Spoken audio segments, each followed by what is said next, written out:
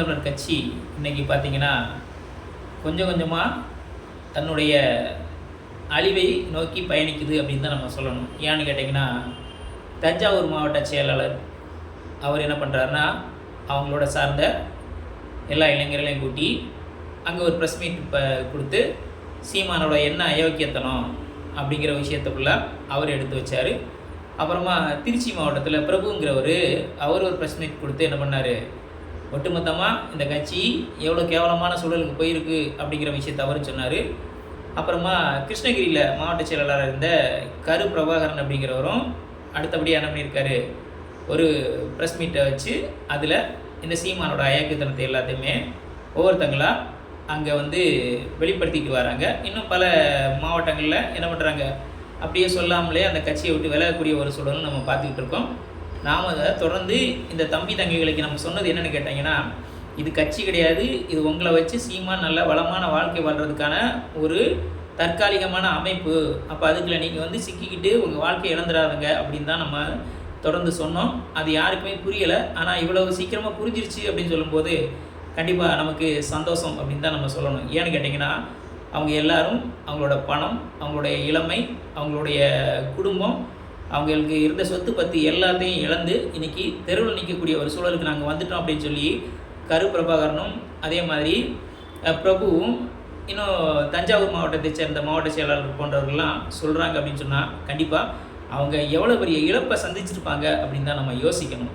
ஆனால் அவங்க வெளியே போன உடனே அவங்கள என்ன பண்ணக்கூடாது, அவங்கள மனசை புண்படுத்தக்கூடாது. சரி, அதை அவங்க எடுத்த முடிவு அப்படின்னு கூட ஒரு கட்சி தலைமையில் இருக்கக்கூடிய ஒரு தலைவர் பேசுகிறது நாகரிகமானதாக இருக்கணும். ஆனால் சீமான் பேசக்கூடிய பேச்சுக்கள் எல்லாம் அநாகரிகமான பேச்சுக்களாக தான் நம்ம கடந்த காலத்தில் பார்த்துட்டு வரோம்.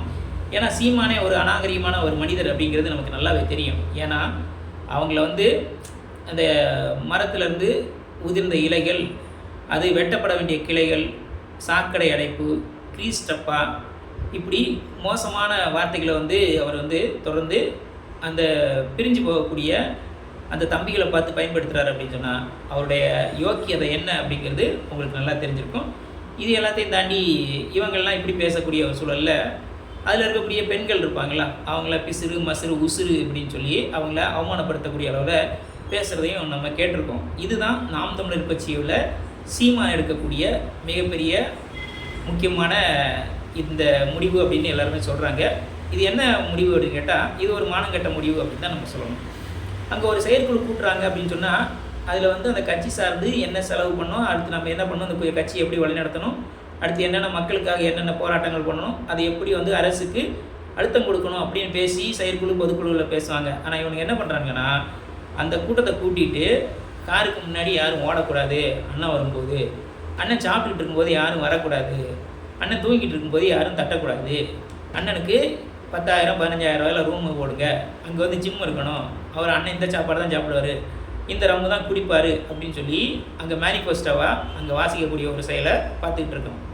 அப்போ அந்த கட்சி வளருமா அப்படின்னு கேட்டால் கண்டிப்பாக வளரவே வளராது. ஏன்னு கேட்டிங்கன்னா, அந்த தம்பிகளோட உழைப்பு எல்லாத்தையும் சுரண்டி வைத்தறிச்சலில் இன்றைக்கி அந்த தம்பிகள் பேசுகிறாங்க அப்படின்னு சொன்னால் அந்த தம்பிகள் இழந்த இழப்புகள் எவ்வளோ பெரிய இழப்பு அப்படிங்கிறது கண்டிப்பாக நம்ம எல்லாரையும் புரிஞ்சுக்கிற முடியாது. ஆனால் அதை வாங்கி தந்த சீமானால் அதை பற்றி புரிஞ்சுக்கிறக்கூடிய சூழல் இருந்தாலும் கண்டிப்பாக அதை புரிஞ்சுக்கிட்டு அவங்களுக்கு நம்ம திருப்பியாக கொடுக்க முடியும். அதனால் அவங்களே இதிலேருந்து தள்ளி விட்டுட்டு அடுத்து வரக்கூடிய புதுசான ஆட்களை வச்சுக்கிட்டு நம்ம வாழ்க்கையை ஓட்டுவோம் அப்படிங்கிற ஒரு மட்டமான ஒரு அரசியலை தான் சீமான் பண்ணிக்கிட்டு இருக்கக்கூடியதை நம்ம பார்க்குறோம்.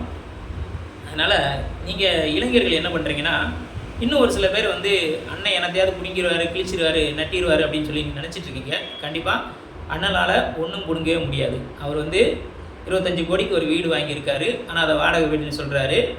அதே மாதிரி அவங்க வளர்க்கக்கூடிய அந்த பறவைகள், அந்த விலங்குகள்லாம் வச்சு பராமரிக்கிறதுக்குன்னு அதுக்கு ஒரு 2 ஏக்கரில் இடம் வாங்கி ஆப்போசிட்லேயே போட்டிருக்காரு.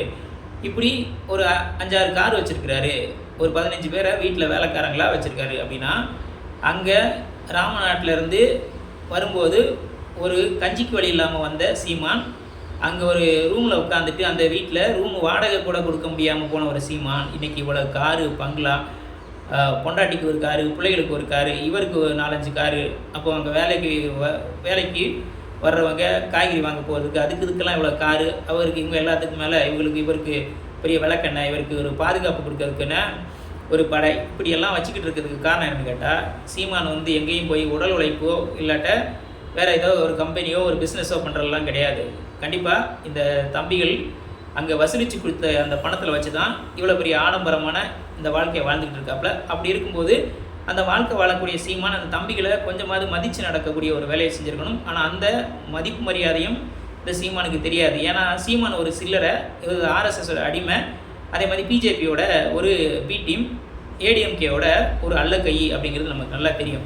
அந்த வேலையை மிக தெளிவாக செஞ்சுக்கிட்டு இருக்கக்கூடிய சீமான் இன்னைக்கு கொஞ்சம் கொஞ்சமாக அந்த தம்பிகள் போகும்போது என்ன ஆகுவார்னா, அந்த கட்சி வந்து ஒன்றும் இல்லாமல் மண்ணாக போய் சீமான் வந்து அடுத்தால யாரு கூடயா கூட்டணி வச்சுக்கிட்டு நான் பெரிய கட்சி, நான் பெரிய தலைவன் அப்படிங்கிற ஒரு அடிப்படையில் அவர் குலைச்சிக்கிறாரு. ஆனால் அந்த கட்சியில் இருக்கக்கூடிய தம்பிகள் தங்கைகள் அவங்களுடைய வாழ்க்கை இழந்து, அவங்க இளமை இழந்து, அவங்க படிப்பு, அவங்க சொந்த பந்தம், மனைவி, மக்கள் இப்படி எல்லாத்தையும் இழந்து தெருவில் நிற்கக்கூடிய பலரை நம்ம பார்த்துருக்கும்போது இன்னும் சில தம்பிகளோ தங்கைகளோ உள்ளே இருந்துக்கிட்டு நீங்கள் அதில் இருக்கிறீங்கன்னா கண்டிப்பாக சிந்தித்து தெளிவாக நல்ல முடிவெடுத்து சீமானை விட்டு வெளியே வர பாருங்கள் அப்படிங்கிறத நம்ம வந்து அவங்களுக்கு அறிவுறுத்திக்கிறோம். அது மட்டும் இல்லாமல் இந்த கரு பிரபாகரன் அப்படின்னு சொல்லக்கூடியவர்கிட்ட வெளியே வரும்போது அவர் சொன்ன குற்றச்சாட்டுகள் குறித்து மீடியாக்கள் கேள்வி கேட்குது.